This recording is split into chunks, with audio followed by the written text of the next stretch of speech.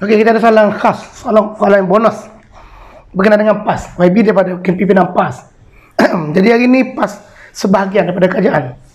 Kalau kita ingat dululah, masa PAS jadi pembangkang, masa tu kalau kita kira lembu boleh terbang, semua benda dia boleh buat. Bulan boleh ambil, bintang boleh capai, RU355 masa pembangkang pun nak buat. Jadi hari ini baik sangat, senyap, sunyi, sepi. Jadi YB sebagai mantan timbalan Presiden PAS, apakah rasional PAS menjadi kerajaan tetapi senyap, tidak menjadi penasihat, tidak jadi check and balance, apa pun isu perasuah dibebaskan senyap. Ada yang dilantik, contoh dulu kononnya anti hudud yang PAS lawan gila-gila, MCA senyap. Jadi sebenarnya PAS ini apa pun jangan PAS sekarang?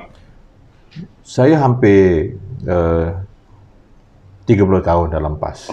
Daripada muda sampailah saya punya jawatan terakhir sebagai naib presiden. Demikianlah kawan-kawan yang lain, Saudara Mak Sabu, Datuk Usam, Mahfuz, Dr. Hatta, Dr. Zul, Dr. Mujahid. Kita lama dalam PAS. Ada dua perkara yang saya nak sebut di awal. Dalam satu muktamar pemuda, saya ketua pemuda. Dalam ucapan perasmian saya itu, saya ada saya baca satu ayat Quran, tapi salah baris lah. Saya bukan bukan mengaji agama secara khusus macam ustaz yang lain baca. Dan saya ditegur dalam muktamar itu kerana silap baris? Silap baca tu. Macam-macam lah. Tapi saya terima lah. Tak apa tegur, salah baca ayat. Tapi yang baca ayat itu dengan tajwid yang betul, ngaji agama sampai Azhar lah katakan, Masters, PhD. Bila melihat kemungkaran, kamu tak tegur hari ni. Contohnya lah, saya yang baca ayat salah baris itu, paling tidak pun hari ini saya konsisten. Menentang kezaliman, menentang rasuah, menentang 1MDB. Itu isunya. Dan saya pernah dengar kuliah Ustaz Zaidrus. Tak pada saya nak quote Ustaz Zaidrus. Dia kata budak-budak Mesir ni, ustaz-ustaz balik Mesir ni balik, tak bawa kitab, dia kata. Tak bawa kitab. Kenapa? Tak cukup ruang kapal terbang nak bawa balik kitab. Maknanya kena sewa kapal bawa balik. Banyak yang belajar. Maknanya itu Ustaz Zaidah pernah sebut, saya dengar kuliah dia. Punya hebatnya ustaz-ustaz balik Mesir ni, kena sewa kapal bawa balik kitab. Tapi bersekongkol dengan kezaliman. Bersekongkol dengan perasuah negara. Dulu boleh sebutlah. Betul, saya tidak nafi. Bila kita dalam PAS dulu kita berjuang hukum Allah yang tertinggi. Kita mesti berjuang menegakkan hukum Allah. Tapi apa kerja pada waktu itu? Kerana kita rasa kita dah ajar dengan fiqh alawiyat. Kita belajar maqasid syariah ini. Benda yang boleh kita buat dulu, boleh kita kemudiankan, masalah umum yang kita kena dahulukan. Bukan makna kita menolak hudud. Tapi waktu nak menyingkirkan kami dulu dalam PAS, kami bersekongkol dengan DAP kerana menentang hudud, menentang RUU 355. Sekarang ini kamu dalam kerajaan, senyap lah kawannya. Macam kucing kena ketuk kepala. Mana dia? Di mana suara kamu semua? Kalau tidak menegak hukum Allah ni, letak jawatan sebagai menteri besar. Tak letak pun. Masuk kerajaan lagi pada hari ni. Senyap. Itu saya nak beritahu lah. Jadi mereka kena banyak kitab sebenarnya. Banyak kitab. Kitab nak berkawan dengan DAP ada kitab. Ada. Nak bergaduh dengan DAP ada kitab lain. Nak tubik DAP ada kitab. Sebab itu mereka wasiat amanat Ajadi itu mereka simpan kitab azimat. Nak sign dengan UMNO tusuk. Dia sipir. Dia simpan kitab tu. Besok nak bercerai dengan UMNO, keluar balik, tubik balik kitab tu. Ini yang saya rasa saya tak pandai lah. Macam itu kan. Sebab kita konsisten. Kenapa tak boleh buat hudud? Kenapa kita tak boleh nak buat hukum Allah yang ada pada hari ni? Kita kena faham dulu maknanya apa yang perlu dulu.